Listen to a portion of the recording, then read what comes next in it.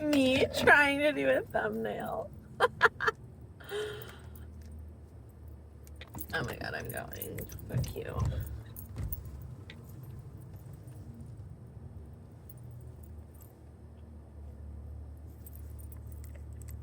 Did I get a good thumbnail?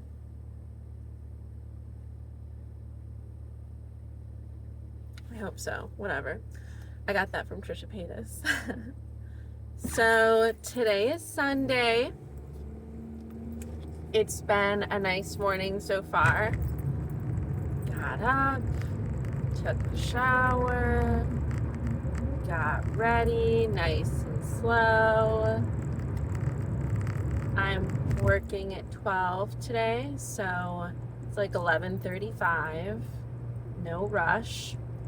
Yesterday I got up early enough and I was just on my game enough that I was able to do the dishes and clean my brushes, and everything was like so nice when I came home last night, which was nice because I got home so early and then I could just make dinner, chill, get ready for bed, go to bed with my new pillows. The new pillows,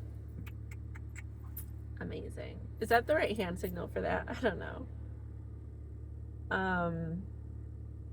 But they're so good. I feel like my sleep has really improved. And today will be fun because Gail, my favorite client and friend at the Mac counter, we have new launches going on, and I invited her to come and check them out before anybody else. And it ended up resulting in me saying, hey, like, go ahead and come without makeup and we'll play around with the new products, but since you have a dinner at 4:30 today, you'll just leave with your makeup done and you'll leave with a face of unreleased products, and that will be fun. So she was really into that, and she'll be getting there right when I get there, which is good, really good as far as me being on schedule today, how I like to be, because I want to be there like a couple minutes before she gets there. And I grabbed her coffee order and Tiffany's coffee order, and I have it ready to go in my Starbucks app. So since it's like a little girls' day with our best girl Gail, I am gonna get everybody a drink and do her makeup, show her what we have going on, and then send her off in glam. I love that. And this is really what I was going for when I created the policy for the makeup counter. I don't want to, how do I want to say this?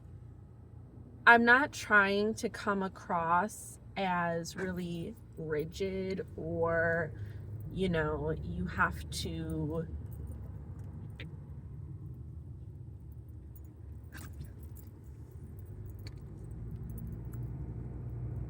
jump through a bunch of hoops to be worth our time.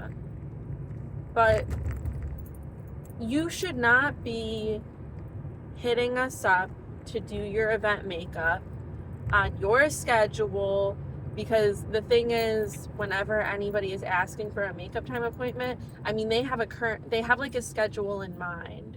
So they get all bent if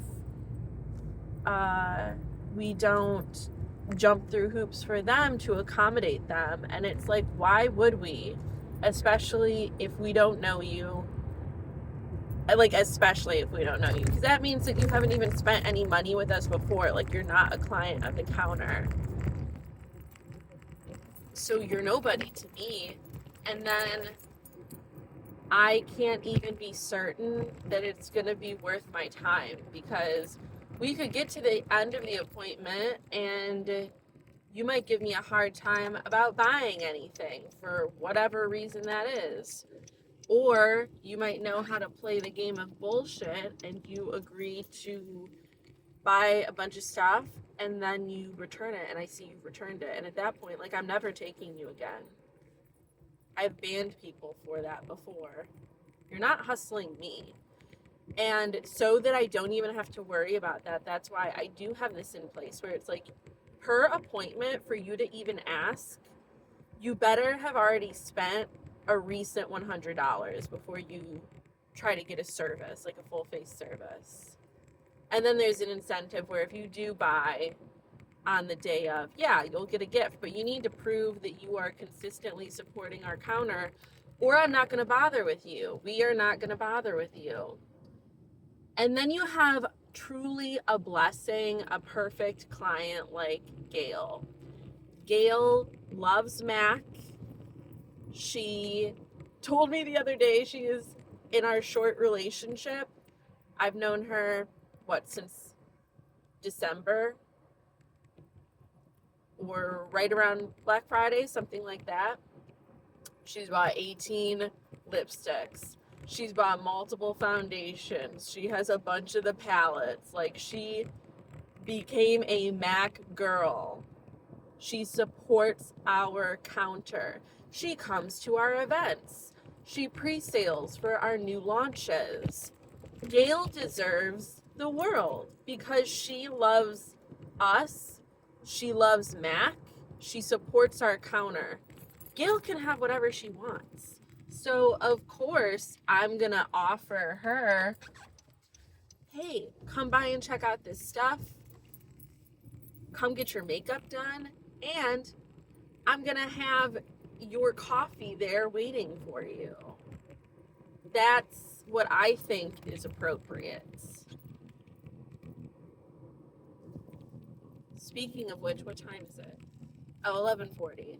I'll order the coffee in 10 minutes. So I'll yap for 10 more minutes. But I want Gail to be the template for our clients. If you don't love MAC, if you don't support the counter, we're not doing all that for you. And you're not going to get VIP treatment. Gail is a VIP. And we have nice conversations. We're always so friendly, so sweet, and I appreciate her. And of course, I'm going to show her that I appreciate her. If you want to be appreciated by the MAC counter, then it's a two-way street, man. You're not just going to call me up and be like, hey, I need my makeup done, and then not make it worth me doing your makeup and then expect a similar level of treatment. No, those are for the Gails of the world. That reminds me, Linda called yesterday. So I forget if I mentioned this, but Linda no-showed her appointment with me. And I think that's because she got the hint that I wasn't into her nonsense, that I really didn't care about doing her makeup. And I really don't, and I really didn't want to, and I felt coerced into it anyway. And I think I told you about how she was such a weirdo for how many times she was confirming her birthday Valentine's makeup. And that's also the thing. With peace and love, just like how I would be and I would expect most people to be out in the world, if it's your birthday, happy birthday. What more do you want from me? You're a grown woman. You're not a kid. And even if you were a kid, it's still like, okay, well, happy birthday. So I think that she ended up ghosting her appointment because she kept wanting me to give a shit about her birthday. And the way that she wanted me to give a shit about that was by being like, oh my God, it's your birthday and it's Valentine's Day? Oh my God. Okay, well, I'm gonna, let's do the whole thing then. It's your birthday. That's your present. No. I was like, if you want to get lashes on, then that's cool. And I can do a little bit of an eye with it, but that is a Valentine's event day that we're having. The focus is lips. So, okay. And then she was like, oh, well, I want to do lips then too, blah, blah, blah. And I'm like, of course you do. Because you're going to try to get as close to a full face as you can. And you're going to try to just buy your $15 lashes. No, not on my watch. So I feel like I made her feel very like she wasn't going to get much out of it, so she didn't come. Good. Well, she called yesterday and Tiffany picked up the phone and Linda wanted to come get lashes done. And Tiffany has finally understood the assignment with people like that. She was like, okay, sure, you can come in at 5:30. I'm going to lunch at 6, so, that's okay. And Linda came while I was working with a new value client, I think. And she kept trying to get more out of Tiffany, and Tiffany was just like, no, and sent her on her way, as she should.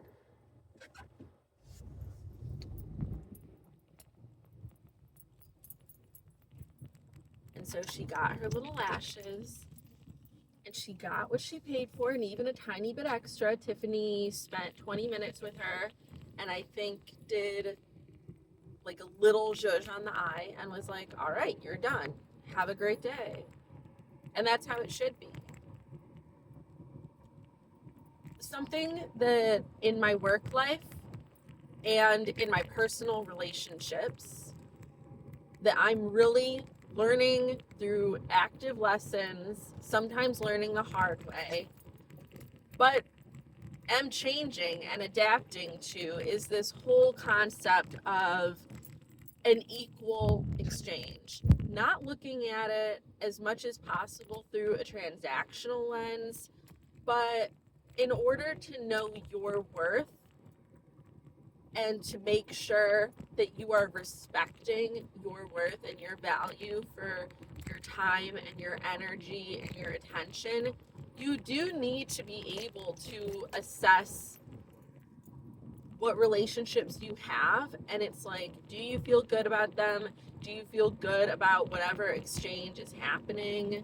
And when you do start feeling that compulsion to keep a scorecard, it's because something is out of balance.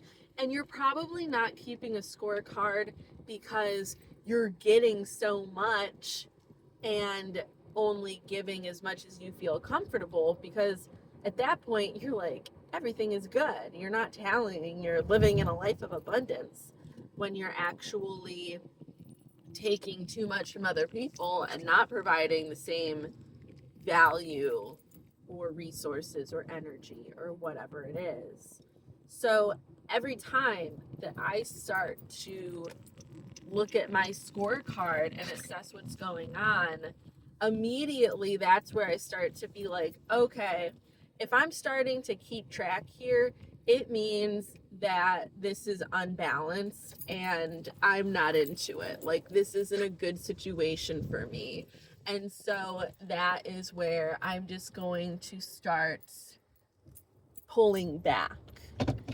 I'm not chasing anybody.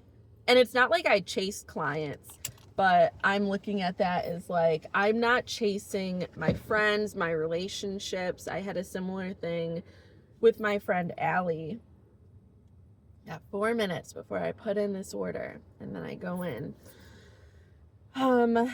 This thing with Allie, and I had to talk to ChatGPT about it because I was on the cusp of chasing her, apparently, which is what I'm trying to not do.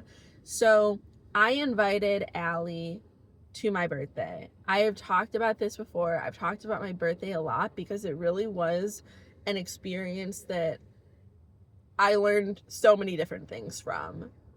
So I made it really easy for the people I invited to come to my birthday. Literally, I laid it all out and they could take it or leave it. So I do appreciate that Allie came to my birthday. She went to the dinner. She went to the museum. She even offered to drive us to the museum and then like back to the restaurant. And that was super kind of her. And I am so grateful that she wanted to celebrate my birthday with me. But I did invite her. And she also, even though she didn't volunteer, she was kind of peer pressured. She like paid for the food that I got, like my entree at dinner. And even though she didn't volunteer to do that, and I'm not sure if she was that happy about it, she did do it, which I do appreciate. Thank you so much. So then when she came after I invited her specifically to my MAC event, she supported my event. She had her boyfriend buy a bunch of stuff. I really appreciated that. And I asked her, like, what are you doing for your birthday? Like, how are we celebrating your birthday? I asked. And she said, oh, we might all go to this whimsy goth prom thing. You can come if you want to come. Like, you're more than welcome to. So I asked about her birthday, and she said I could come to something that she already planned on doing if I wanted to. There was no actual invite, which I find hurtful. I went through many paces to make sure you felt welcomed and invited specifically to my birthday. I even moved the time around for the museum a little bit so that you could come, right? Hold on, let me go put this order in.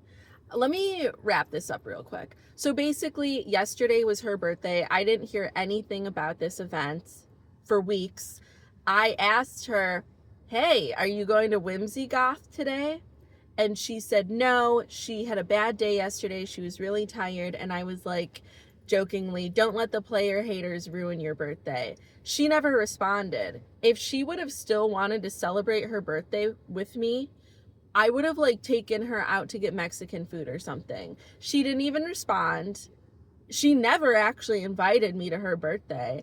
And it's like, I would love to reciprocate how I felt on my birthday, seeing people show up for me.